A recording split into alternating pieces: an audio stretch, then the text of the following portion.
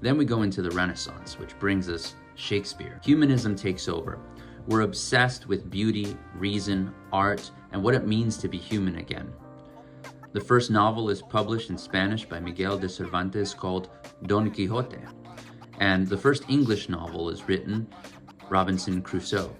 Then it's the Enlightenment. This is a time where logic is valued over emotion. We move into a time of reason and further moves away from the faith stories and mythologies that had previously shaped our knowledge on everything we believed. Romanticism pushed back against the cold severity of the Enlightenment period and rationalism.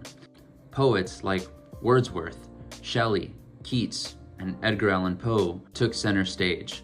They said, feel everything, focusing on nature, beauty, and the sublime.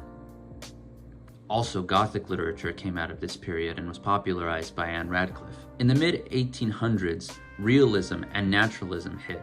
Think Dickinson, Dostoevsky, Tolstoy. They wrote about everyday life and the harsh reality of living. No sugarcoating, and they offered a deep philosophical critique of society and politics.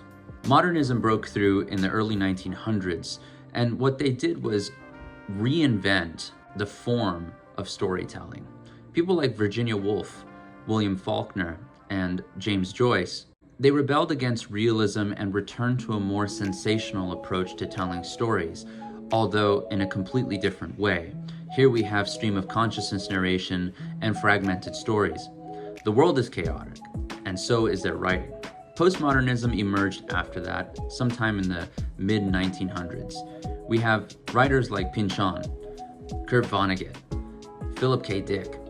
They told stories that were ironic and playful. The truth is slippery. The narrator might lie, typically because their own perceptions of reality are distorted. The structure might collapse, and that's kind of the point. Now we're in the contemporary movement, where anybody can write from anywhere and tell stories that experiment with the forms and even build upon the stories of the past to have modern relevance, and we can participate in expanding that canon. These movements aren't just periods. There's ways of seeing the world, and once you learn the timeline, you realize that all of these books are an ongoing dialogue about the human condition and experience. There's a lot that we can learn from them because it shapes the stories that we believe and the way we perceive the world.